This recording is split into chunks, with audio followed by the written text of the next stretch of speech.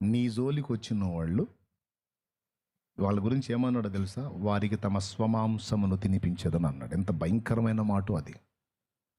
వాడి మాంసం వాడే తింటాడు అన్నాడు. దాని అర్థం ఏంటో తెలుసా?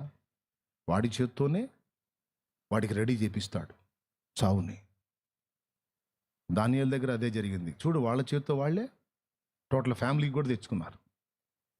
వాళ్ళే తెచ్చుకున్నారు, ఎవరైనా తెచ్చారా? హమాన్ గాడికి వాడే తెచ్చుకున్నాడు, ఎవరైనా తెచ్చారా? ఏం ఆశించి? నమస్కరించలేదని, లొంగలేదని. లొంగేది ఏందయ్యా? గొర్రె పిల్ల మీద పోరాటం ఏంది? కయానికైనా వియానికైనా సమబుజ్జి అన్నారు. నువ్వు పంతం పెట్టుకుంటే ఏదో నీకు తగ్గోడిని చూసుకొని పెట్టుకోవాలి, కానీ సాధువుల జోలికి రావద్దు కదా. సాధువుల జోలికి, గొర్రె పిల్ల వంటి వ్యక్తుల జోలికి రావద్దు కదా. ఈరోజు కొంతమంది అది కూడా ఎరుగకుండా అలా వచ్చినందున వాళ్ళ గతి ఏమవుతుందో మీరు చూస్తూ ఉన్నారు.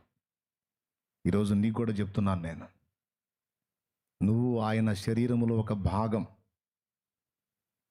దేవునికి స్తోత్రం. నిన్ను రక్షించుటకు ఆయన సమర్థుడు.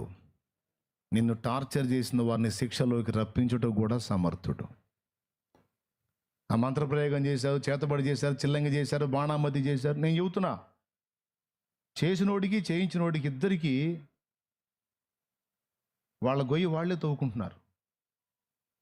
చేసినోడు తవ్వుకుంటున్నాడు, చేయించినోడు తవ్వుకుంటున్నాడు. ఇద్దరికి మూడిద్ది. ఎందుకంటే నువ్వు ఆయన శరీరంలో ఒక భాగం. నీ మీదికి వచ్చినోడు డైరెక్ట్గా యేసయ్య మీదకి వెళ్ళినట్టే. ఇప్పుడు చెప్పండి, నిన్ను రక్షించుటకు ప్రభు సమర్థుడా కాదా? నీకు కీడు చేయ తలపోసింది వాళ్ళ శిక్షించటకు సమర్థుడా కాదా? ఎన్ని వచనాలు ఎన్ని ఉన్నాయి? ఫరోగాడిని వేసాడా లేదా? గొల్యాత్ని వేసాడా లేదా? 40 రోజులు తిట్టాడు వాడు. 41వ రోజుకి ఇంక తిట్టడానికి గొంతు కూడా లేదు. కరెక్ట్గా డివైడ్ అయిపోయింది, మెడకాయ తలకాయ రెండు. స్తోత్రం, హల్లెలూయా.